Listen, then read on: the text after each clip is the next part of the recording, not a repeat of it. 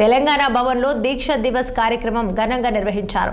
తెలంగాణ ఉద్యమ చరిత్రను ప్రతిబింబించే ఫోటో ఎగ్జిబిషన్ను మాజీ మంత్రి కేటీఆర్ సందర్శించారు. ఈ సందర్భంగా కేటీఆర్ మాట్లాడుతూ 2009 నవంబర్ 29న ఇక చరిత్రలో మరచిపోలేని రోజని, ఆనాడు కేసీఆర్ చేసిన ఆమరణ నిరాహార దీక్షే ఉద్యమాన్ని మలుపు తిప్పిందని గుర్తు చేశారు. ఆమరణ త్యాగాలను ఇక గుర్తు చేసుకునేందుకే ఈ దీక్ష దివస్ నిర్వహిస్తున్నామని కేటీఆర్ తెలిపారు.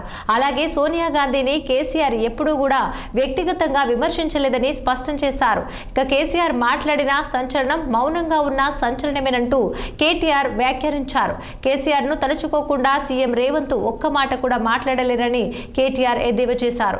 కాళేశ్వరం ప్రాజెక్టుపై కాంగ్రెస్ నేతలు చేస్తున్న విమర్శలు పూర్తిగా కుట్రలేనని కేటీఆర్ ఆరోపించారు.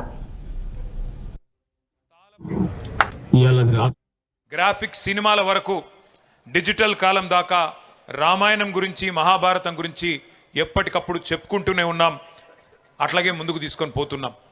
చరిత్రను, ఇతిహాసాలను, పురాణాలను ఒక తరం నుంచి ఇంకొక తరానికి నిరంతరం అందిస్తూనే ఉన్నది మన భారతదేశం. అట్లాగే ప్రతి ప్రాంతానికి, ప్రతి రాష్ట్రానికి, ప్రతి దేశానికి చరిత్రలు, గాథలు కూడా ఉంటాయి. ఆ కథలో హీరోలు ఉంటారు, విలన్లు కూడా ఉంటారు. అవి మర్చిపోయిన రోజు ఆ ప్రాంతం, ఆ దేశం అంతమైపోతుంది. మన తెలంగాణకు కూడా మహోన్నతమైన కథ ఉన్నది, మహోన్నతమైన గతం ఉన్నది, మహోజ్వలమైన చరిత్ర ఉన్నది, ఉజ్వలమైన భవిష్యత్తు కూడా మన కళ్ళ ముందే కనబడతా ఉన్నది. పెద్దలు చాలా విషయాలు చెప్పారు. దోపిడీ, వివక్ష, కన్నీళ్లలో మగ్గిపోయిన వ్యధ గురించి కూడా చాలా వివరంగా చెప్పారు.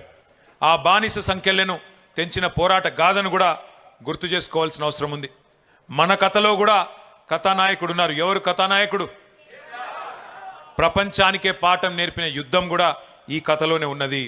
వీరుడున్నాడు, వీరోచిత గాథలున్నాయి, అమరులున్నారు, త్యాగాలు కూడా ఉన్నాయి. మన కథలో కూడా కౌరవులు ఉన్నారు, సైంధవులు ఉన్నారు, శకుని మామలు కూడా ఉన్నారు, రావణాసురులు ఉన్నారు, మారీచులు ఉన్నారు, రకరకాల దుర్మార్గులు.